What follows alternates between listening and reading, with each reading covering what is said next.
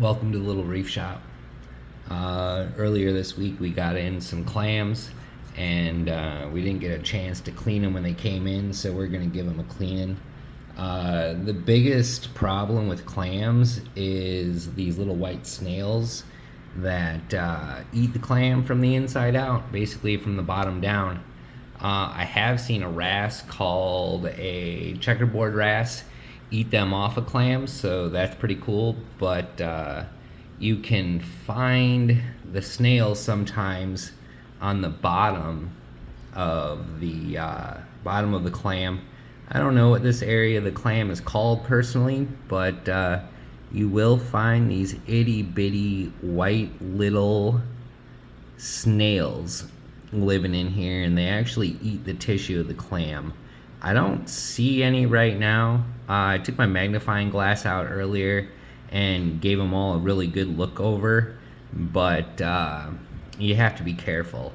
So when we get in clams, I give them a good old-fashioned brushing with a toothbrush, and just real gentle. I start up here and get into all of the nooks and crannies of the clam. Be careful of the mantle. You don't want to damage them, but clams are pretty durable, and they close up and they don't want to be messed with. So if they're fully closed, it shouldn't be a problem. We're just going to give them brushing.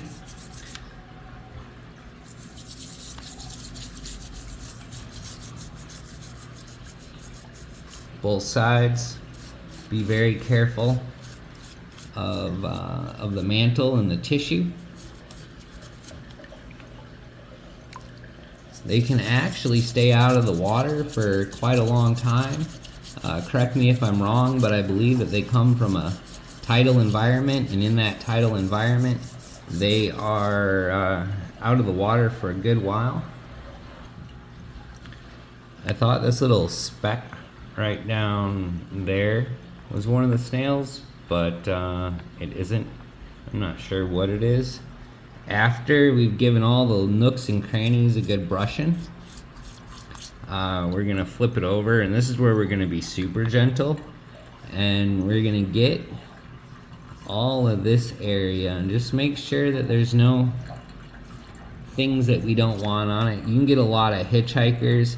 I've heard people say that you can dip clams in fresh water, but I don't know if that's true, and I don't have the heart to kill a clam trying. So if somebody knows better than me, give me a shout and let me know. So we're just gonna give this a good brushing, and we want to be super gentle, especially down here by the foot of the clam. This clam took this chunk of it looks like, I don't know, a piece of old coral or a rock or something, and he's got it pretty good. So we want to be mindful of any tissues, and sometimes if you're concerned about things, you can use a small tool and get down in there and scrape all of those debris out. It also makes the clamshell look super shiny and clean, which is fun. This guy's looking really good. So now we're gonna give it a once over,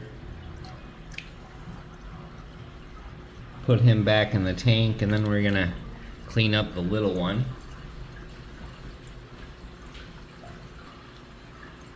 So again, you can see the foot. This guy's starting to pick up debris and stuff from the bottom of the tank.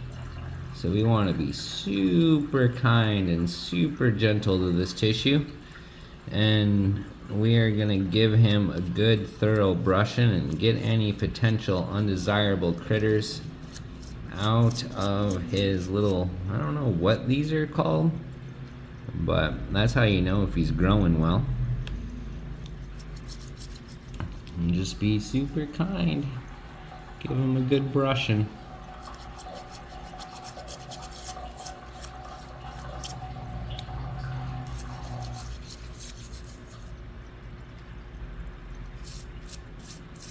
It's amazing how many little things live on the clam. The clam itself is almost like its own little ecosystem.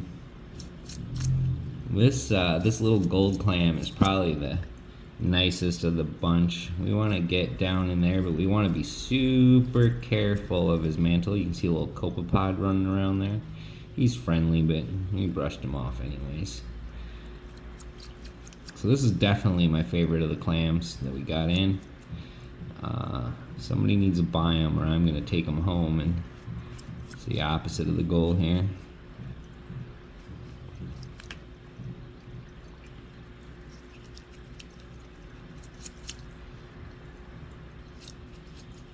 So he's cleaned up. Looking pretty good. I don't see any snails on him. But cleaning the clam before it goes into your tank is super important. And you may want to check it a week or two after you take it home. Make sure nothing that you don't want has developed. And show your clams some love. So this is Joshua from the Little Reef Shop. And thanks for watching. And I hope you have an awesome day.